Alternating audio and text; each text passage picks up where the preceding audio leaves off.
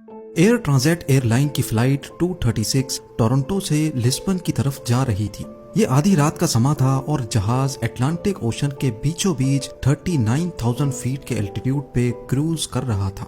ये situation pilots रोज face करते हैं और इसमें कुछ भी एबनॉर्मल जैसा नहीं था, पर जहाज में एक चीज ऐसी थी जो चंद लम्हों में ही सारी सिचुएशन को बदलने वाली थी।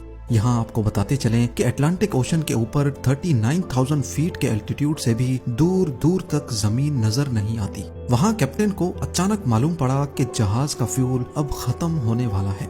ये दोनों पायलट्स के लिए एक बहुत ही खौफनाक सिचुएशन थी, क्योंकि अटलांटिक ओशन के ऊपर फ्यूल खत्म होने का सिर्फ एक ही मतलब है और वो है मौत। ज़ेम टीवी की वीडियोस में एक बार फिर से खुशामदीद। नाजरीन, ये वाकया पेश आया था 23 अगस्त 2001 को टोरंटो पियर्सन एयरपोर्ट पे एयर ट्रांजिट एयरलाइन के एयरबस A330 को टोरंटो से लिस्बन जाने के लिए प्रिपेयर किया जा रहा था।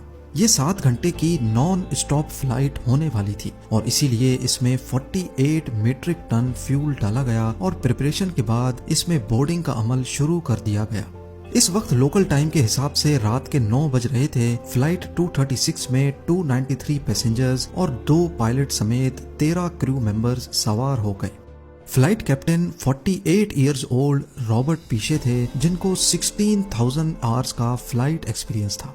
फर्स्ट ऑफिसर 28 साला डर्क डीगर थे और इनके पास भी 5,000 घंटों का एक्सपीरियंस था, जिसमें से 400 घंटे इन्होंने यही जहाज एयरबस A330 फ्लाई किया था।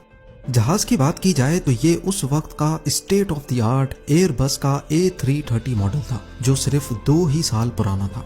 कुल मिलाकर बात यह है कि ना ही पायलट्स के एक्सपीरियंस में कोई कमी थी और ना ही जहाज में किसी किस्म का कोई फॉल्ट था।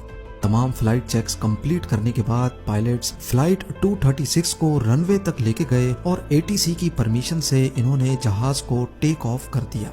टेक ऑफ के बाद पायलट ने जहाज का रुख अटलांटिक ओशन के उस पार लिस्बन की जानिब किया। चंद ही मिनटों में जहाज अपने क्रूजिंग एल्टीट्यूड 39,000 फीट तक जा पहुंचा।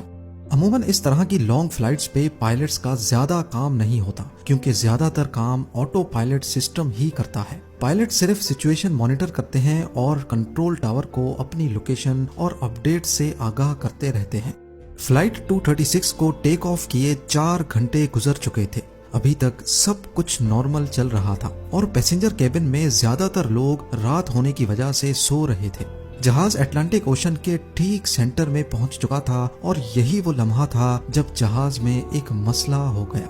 कैनेडियन टाइम के हिसाब से रात के 1 बजे पायलट ने जहाज के इंजन नंबर 2 यानी जहाज के राइट इंजन में एक एबनॉर्मल रीडिंग नोटिस की। इंजन में ऑयल का प्रेशर ज्यादा शो हो रहा था, ऑयल की क्वांटिटी कम और ऑयल टेम्परेचर भी लो इंडिकेट हो रहा था। इस तरह का एरर पायलट्स अपने कैरियर में पहली बार देख रहे थे। उन्होंने फौरन फ्लाइट मैनुअल खोला और इस अजीब एरर के बारे में जानने की कोशिश की। नॉर्मली जब जहाज ऑपरेशनल होता है तो वक्त के साथ ऑयल टेम्परेचर बढ़ता है, लेकिन यहाँ वो लो टेम्परेचर इंडिकेट कर रहा था, जो कि किसी भी तरह नॉर्मल नहीं था।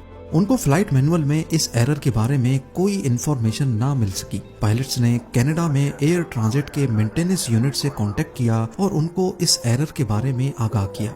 बदकिस्मती से मेंटेनेंस यूनिट को भी इस एरर के बारे में मालूम नहीं था। उन्होंने पायलट को कहा कि वो इस एरर को मॉनिटर करते रहें, वो थोड़ी देर बाद उनसे दोबारा कांटेक्ट करेंगे। अगरचे जहाज के राइट इंजन में ऑयल की फॉल्टी रीडिंग्स शो हो रही थी, लेकिन परवाज में किसी किस्म का भी कोई मसला नहीं था। पायलट्स ये सोचकर रिलैक्स हो गए कि शायद कोई फॉल्टी सेंसर ऑयल की गलत रीडिंग्स दे रहा है, लेकिन आधे घंटे के बाद कैप्टन के सामने एक और एडवाइजरी मैसेज डिस्प्ले हुआ। ये मैसेज ऑयल से रिलेटेड नहीं बल्कि फ्यूल से रिलेटेड था।